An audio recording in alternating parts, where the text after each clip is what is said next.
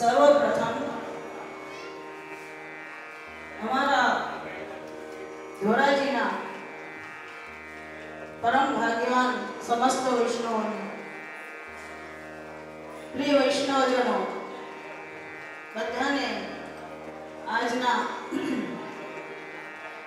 श्री आचार्य चरणना प्रागट्य महामहोत्सवना खूब खूब खूब खूब बधाई सहित आशीर्वाद। આજનો દિવસ પ્રત્યેક પુષ્ટિમાર્ગીય વૈષ્ણવ માટે ખૂબ જ મહત્વનો, ખૂબ જ આનંદનો અને ખૂબ જ અહોભાગ્યશાળી હોવાનો દિવસ છે।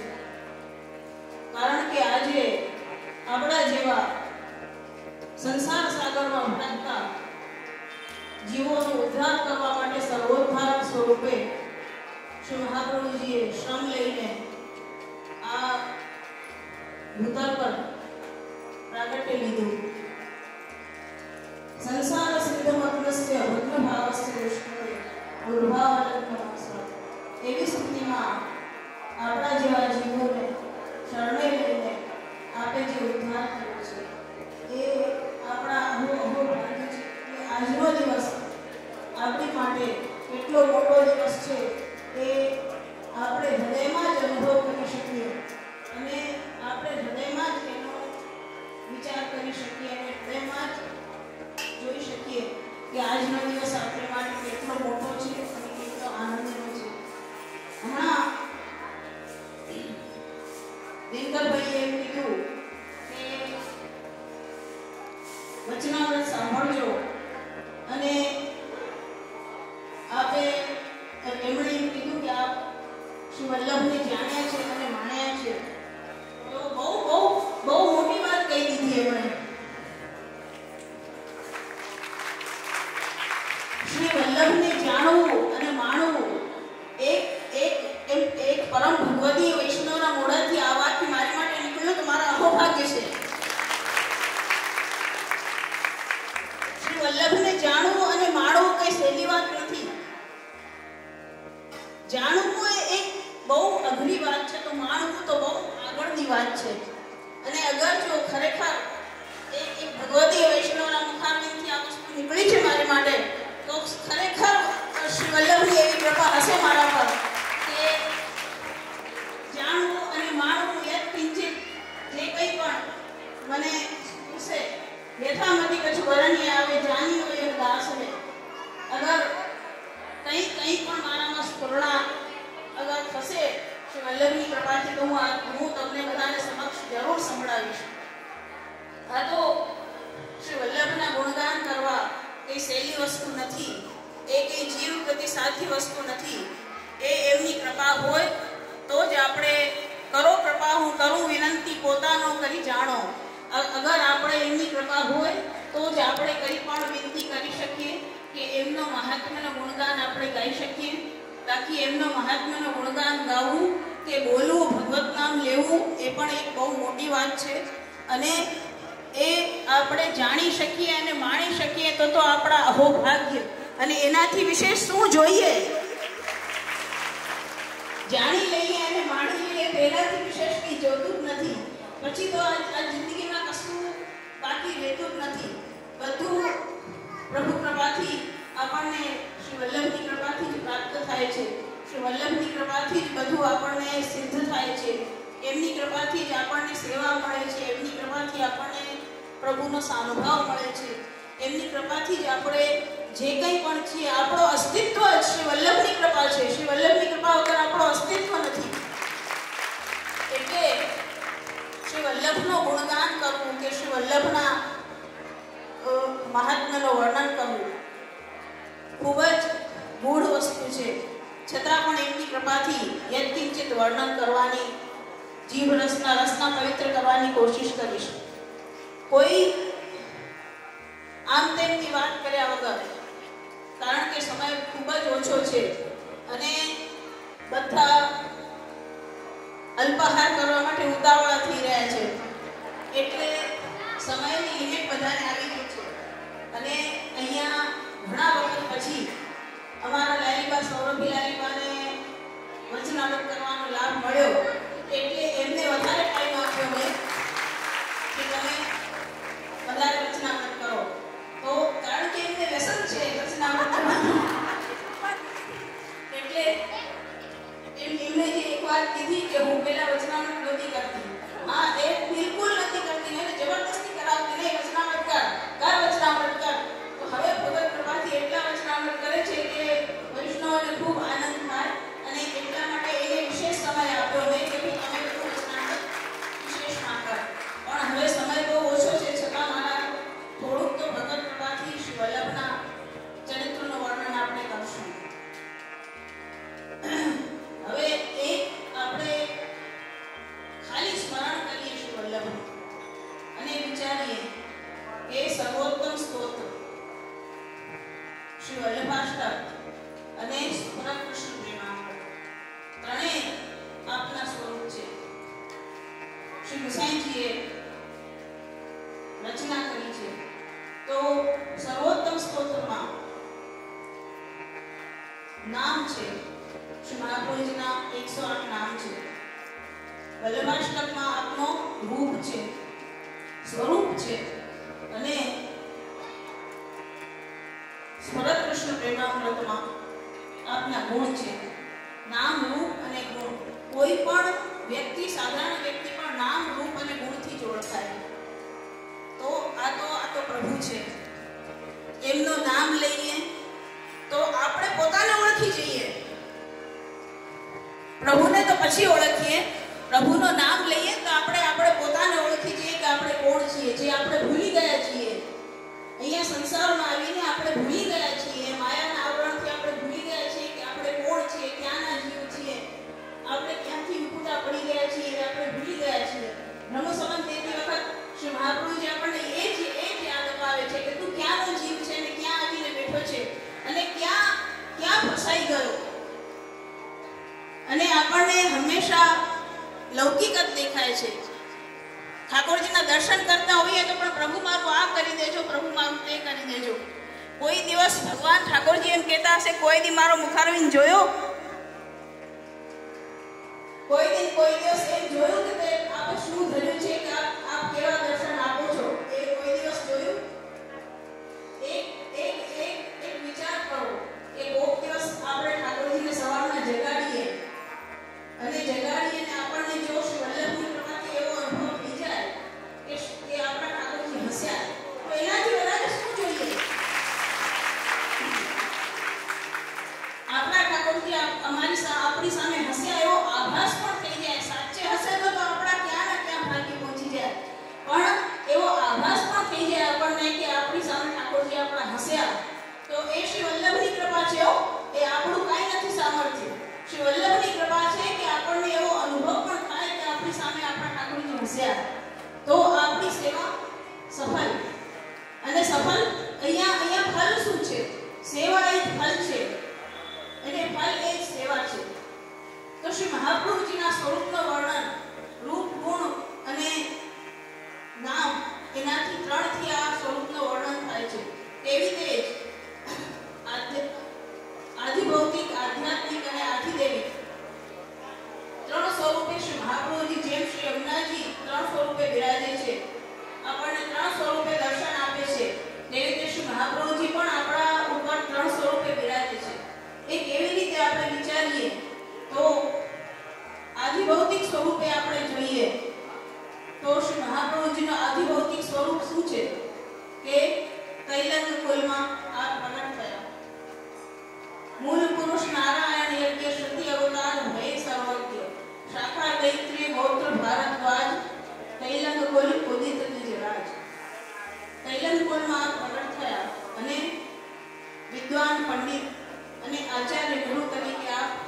આધિભૌતિક સ્વરૂપે બિરાજે છે.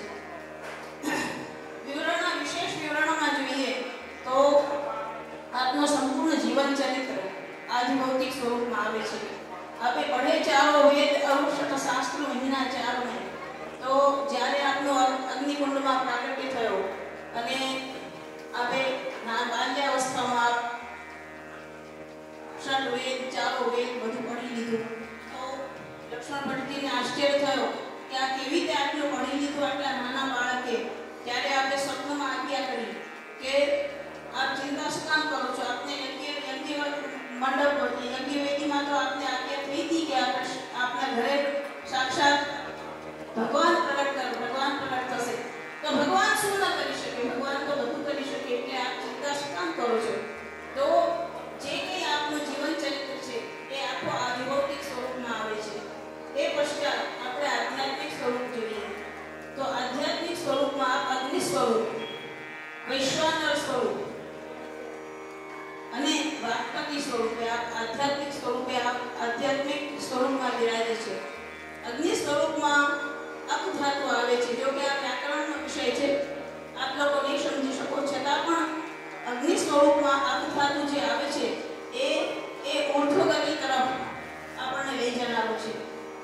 તે જીવને બ્રહ્મ તરફ લઈ જનારું છે અપ ધાતુ. તો અગ્નિ હંમેશા અંધકારમાંથી અંજવાળામાં આપણને લઈ જાય. અગ્નિ હોય તો આપણને અંધકાર દૂર થાય અને આપણને અંજવાળામાં લઈ જાય. એ અગ્નિ સ્વરૂપ આધ્યાત્મિક રીતે બિરાજે છે. બીજું અગ્નિ સ્વરૂપ, બીજા વૈશ્વાનર સ્વરૂપ. વૈશ્વાનર સ્વરૂપનો પ્રમાણ શું છે એ આપણને વાર્તાજીમાં મળે છે. 84-252 વાર્તામાં વૈશ્વાનર સ્વરૂપનો પ્રમાણ મળે છે. પ્રત્યક્ષ આપે દર્શન આપ્યા છે પોતાના વૈશ્વાનર સ્વરૂપના. બધાને વાર્તાજી વાંચનાર યાદ હશે કે એમણે આપે દામોદરદાસના ભાઈને અને મહેમૂદ તેગડાને પ્રત્યક્ષ દર્શન આપ્યા હતા. જ્યારે એક વખત આપને પેટમાં પીડા ઉપડી હતી, શ્રી મહાપ્રભુજીને પેટમાં દુખાવો ઉપડ્યો. એવો દુખાવો ઉપડ્યો કે એકદમ આપ શ્રમિક થઈ ગયા.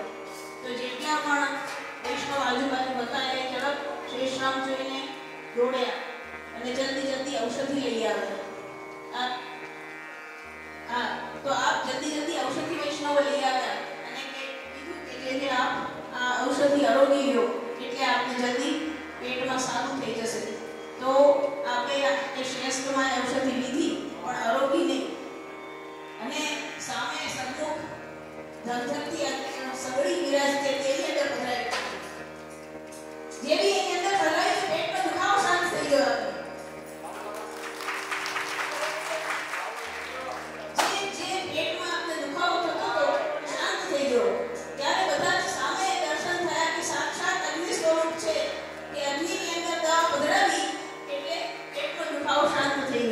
એ વૈશ્વાનર સ્વરૂપ છે. વૈશ્વાનર અગ્નિ જે છે ગીતાજીમાં ભગવાન આજ્ઞા કરે છે અહમ વૈશ્વાનરો ભૂત્વા પ્રાણીનામ મેવ વાસ્તિત પ્રાણાપાન સમાયુક્તો પચામ્યન્નમ ચતુર્વિધમ.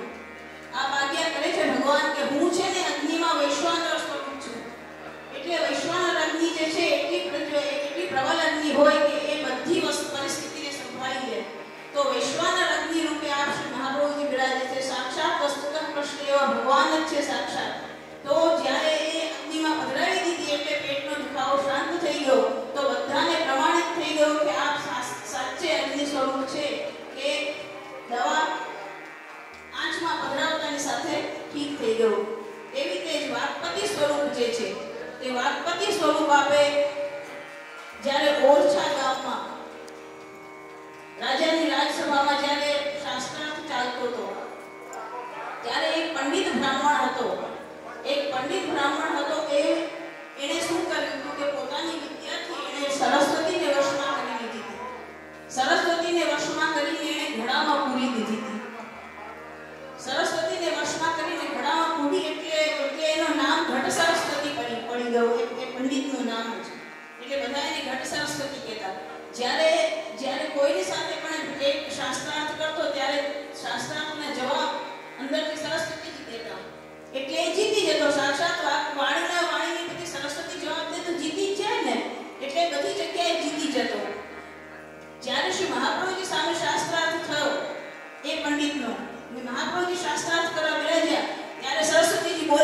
અંદરથી કંઈ તો એ હારવા લાગ્યો એટલે અકળાયો અને એકને કહેવા લાગ્યો કે તું બોલતી કેમ નથી સરસ્વતીજીને કહે તો સરસ્વતીજી બહાર પધારીને કહે હું મારા પતિ સામે કેમ બોલું બીજા બધા સામે બોલી શકું પણ હું મારા પતિ સામે ન બોલી શકું તે મને વશમાં કરીને પૂરી રાખી છે બધા સામે બોલાવડાવે છે હું બોલી દઉં છું મારા પતિ સામે હું કાંઈ ના બોલી શકું આ તો વાણીના પતિ છે વાકપતિ છે હું કેવી રીતે બોલી શકું એમની સામે એટલે હું કાંઈ ના બોલી શકું ત્યારે હારી ગયો ત્યારે સાક્ષાત સરસ્વતીજીએ પોતે સ્વીકાર્યું છે કે આ વાણીના પતિ છે એટલે આધ્યાત્મિક સ્વરૂપે આ વાણીના પતિ રીતે આ બિરાજે છે અને હવે આપણે જોઈએ કે આધિદૈવિક સ્વરૂપે આ કેવી રીતે બિરાજે છે તો આધિદૈવિક સ્વરૂપે આ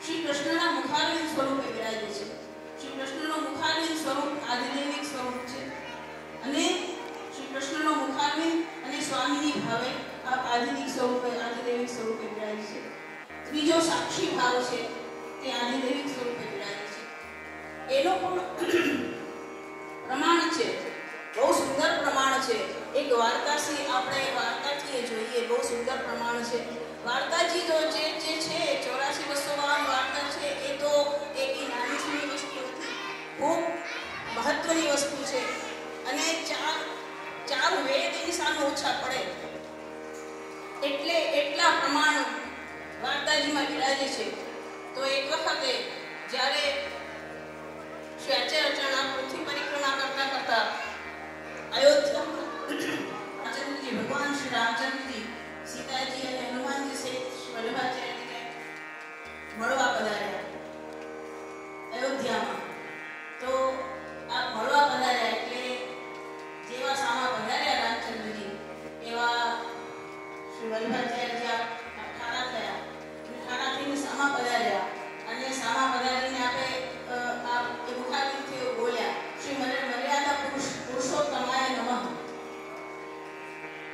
એટલે શ્રી મર્યાદા પુરુષોત્તમને નમસ્કાર છે વંદન છે એવું આપ બોલ્યા અને પછી બે જણાએ એટલા પ્રેમથી વાર્તાલાપ કરી અને એટલી સુંદર વાર્તાલાપ કરી પણ જોવાની વસ્તુ એ છે કે એ વાર્તાલાપ કોઈને ખબર ન પડી આજુબાજુ જેટલા વૈષ્ણવો ઊભા હતા હનુમાનજી ઊભા હતા કોઈને ખબર ન પડી કે આપણે શું બે જણાએ વાત કરી અને ખૂબ પ્રસન્ન થયા અને બે જણાએ ખૂબ વાત કરી હવે કોઈને ખબર ન પડી અને આનંદથી વાતચીત કરીને એ બધી એટલી વારની સ્થિતિ જોઈને હનુમાનજીને મનમાં એમ થયું અંદર મનમાં થોડો અભાવ આવ્યો હનુમાનજીને કે ભાઈ મારા ભગવાનને રામચંદ્રજીને વલ્લભાચાર્યજીએ કેમ કે હાથ જોડ્યા નહીં હાથ જોડ્યા નહીં દંડવત કર્યા નહીં ભગવાન છે તો એમને કેમ કંઈ કર્યું નહીં એવું વિચાર એમના મનમાં જરા અસંભાવિત વિચાર આવી ગયો કાલે આપણે નાટક જોયું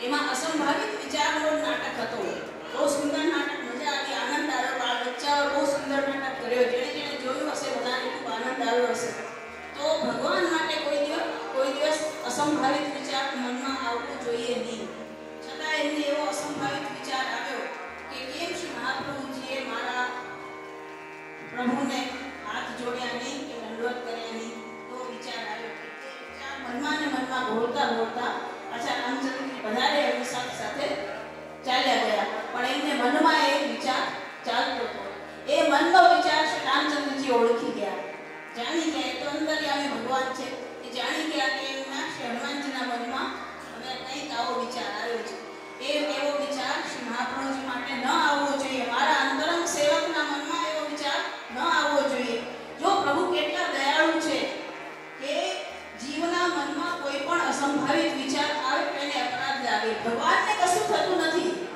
પણ જીવને અપરાધ લાગે ભગવાનને થતું નથી ભગવાનને દુઃખ થાય કે મારા જીવને અપરાધ લાગશે એટલે એ જીવને અપરાધમાંથી છોડાવે એટલા માટે આપણે મનમાં એમ થયું કે મારા અનન્ય સેવકને આવો વિચાર ન આવવો જોઈએ શ્રી મહાપ્રભુજી માટે કે કેમ દંડવતને નમસ્કાર ન કર્યા એટલે આપણે એક યુક્તિ કરી અને શ્રી રામચંદ્રજી આજ્ઞા કરી કે જાઓ હનુમાનજી પાછા જઈને જોઈ આવો કે શ્રી મહાપ્રભુજી ક્યાં બિરાજે છે અને શું કરે છે જોઈ આવો એકવાર જઈને એટલે હનુમાનજી કહે કે પ્રભુ હમણાં તો આવ્યા તો કે ના હું આજ્ઞા કરું છું ને જાઓ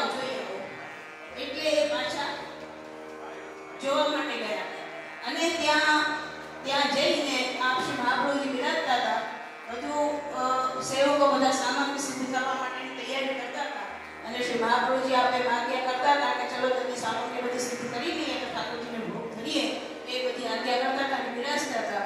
તો ત્યાં શ્રી હનુમાનજી પાસે પહોંચ્યા અને ત્યાં જઈને જેવા દર્શન કરવા કર્યા તેવા શ્રી મહાપ્રભુજી આજ્ઞા કરી કે આવો હનુમાનજી રઘુનાથજીના દર્શન કરો,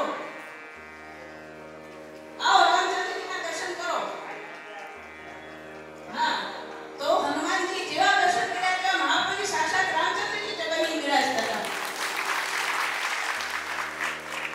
એટલે હનુમાનજી તો ચકિત થઈ ગયા કે અરે હું તો હમણાં રામચંદ્રજીને ત્યાં છોડીને આવ્યો અને આ તો શ્રી મહાપ્રભુજી છે જે રામચંદ્રજીના દર્શન મને થયા ને રામ વલ્લભે આજ્ઞા કરી કે આવો રામચંદ્રજીના રઘુનાથજીના દર્શન કરો. એટલે એ તો દિગ્મૂઢ થઈ ગયા, દર્શન કરતા જ રહી ગયા થોડી વાર તો. અને પછી દર્શન કરીને એમને સાક્ષાત રામચંદ્રજી હસતા બોલતા દર્શન થયા. એટલે એ તો ત્યાં સાષ્ટાંગ દંડવત કરીને કે આજે હું માની ગયો કે આ મારા મનમાં અસ્વાભાવિક વિચાર આવ્યો કે આપણે દંડવત કેમ ન કરે, પણ આપ તો સાક્ષાત એ જ કરું છો, આપ શું દંડવત કરો. એટલે એ વિચાર કરીને પાછા ગયા. જઈને રામચંદ્રજીને વિનંતી કરી કે પ્રભુ હું તો દર્શન કરી આવ્યો. ત્યારે રામચંદ્રજી કોના દર્શન કરી આવ્યા? તો કે આપના દર્શન કરી આવ્યા. તો તમને મોકલ્યા હતા કે તમારા મનમાંથી સંદેહ દૂર થઈ જાય એટલે તમે દર્શન કરી આવ્યા ને. હવે વિચાર કરીએ આપણે કે એવો વિચાર શ્રી હનુમાન એવો વિચાર હનુમાનજીને એવો કેમ આવ્યો વિચાર? કાલે પણ આપણે જે નાટક જોયું એમાં આપણે એક વિચાર કરવાનો કે જે આટલી સેવા કરતા હતા, આટલા પ્રેમથી સેવા કરતા હતા, એને એવો અસંભાવિત વિચાર કેમ આવ્યો?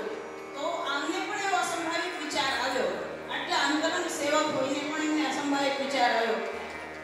તો કહેવાનો તાત્પર્ય એ છે કે શ્રી મહાપ્રભુજીનો જે સ્વરૂપ છે એ શ્રી મહાપ્રભુજીનો સ્વરૂપ એવો છે કે સર્વોત્તમજીમાં શ્રી ગુસાઈજીએ કીધું છે સર્વાજ્ઞાત લીલોથી મોહ. આપ પોતાની લીલા પોતે જણાવે તો જ જાણી શકે સાંભળવાળો વ્યક્તિ, બાકી જાણી ન શકે. એમની લીલા એવી છે કે એ કોઈ પણ જાણી ન શકે, માણી તો શકે જ નહીં. માણવું તો બહુ દૂરની વાત છે, જાણવું બહુ દૂરની વાત છે, તો જાણી શકે નહીં. પણ એ જ્યારે પોતે પણ એ પ્રભા કરીને જણાવે ને યમય વેશ વર્તે તેને લબ્ધ, અગર પોતે પ્રભા કરીને જણાવે તો જાણીએ શકીએ ને માણીએ શકીએ. તો હું તો આજ એ વાત કહું છું, એ વાત સાંભળીને મને ખૂબ જ આનંદ થયો છે કે અગર દિનકરભાઈએ એ વાત કીધી છે તો મારા પર એ કૃપા થશે કે હું એક દિવસ જાણી શકીશ ને માણી શકીશ. શ્રી મહાપ્રભુજી જણાવે તો જોકે હરી આપોનું બેન જણાવે તો સકલ સિદ્ધાંત સુમિરન પડે સુને નહીં આવે. એવાય છે ને કે જ્યાં સુધી આપ પોતે કૃપા કરીને જણાવે નહીં ત્યાં સુધી આપણે એમના સ્વરૂપને જાણી શકીએ નહીં. તો શ્રી હનુમાન તો પછી હનુમાનજી કેવી રીતે જાણી શકે? જ્યારે પોતે જણાવે ત્યારે જાણી શકે. એટલે એમણે પોતે જણાવ્યું કે આવો રઘુનાથજીના દર્શન કરો, ત્યારે જાણી શક્યા કે આ રામ અને રામચંદ્રજી, રઘુનાથજી અને શ્રી વલ્લભ એક જ સ્વરૂપ છે. પરંતુ હજી પણ એક બહુ સમજવાની સોચવાની વસ્તુ આવે છે કે જો શ્રી મહાપ્રભુજી મારો સ્વરૂપ લઈ શકે, હું એમનો સ્વરૂપ ન લઈ શકું, તો હનુમાનજીએ કીધું કેમ આપ એમનો સ્વરૂપ ન લઈ શકો? ત્યારે આપણે આજ્ઞા કરી કે જો હું છે ને ભગવાનનો હાસ્યનો અવતાર છું, હું ભગવાનના હાસ્યનો અવતાર, હું ભગવાનના હાસ્યનો અવતાર છું. અને શ્રી મહાપ્રભુજી પોતે શ્રી મુખારબિંદુનો અવતાર છે. હું હાસ્યનો અવતાર છું અને મહાપ્રભુજી મુખારબિંદુનો અવતાર છે. તો જોજો તમે એક વાત સોચો, હાસ્ય મુખારબિંદુમાંથી પ્રગટ થાય છે, મુખારબિંદુમાંથી હાસ્ય નથી પ્રગટ. મુખારબિંદુમાંથી હાસ્ય પ્રગટ થાય છે, હાસ્યમાંથી મુખારબિંદુ થોડી પ્રગટ થાય. એટલે શ્રી મહાપ્રભુજી તો મુખારબિંદુનો અવતાર છે ભગવાનના. એટલે એ મારું રૂપ લઈ શકે, હું એનું રૂપ ન લઈ શકું. એટલે રામચંદ્રજીએ પોતે સ્વીકાર કર્યું, ભગવાને પોતે સ્વીકાર કર્યું કે શ્રી વલ્લભ તો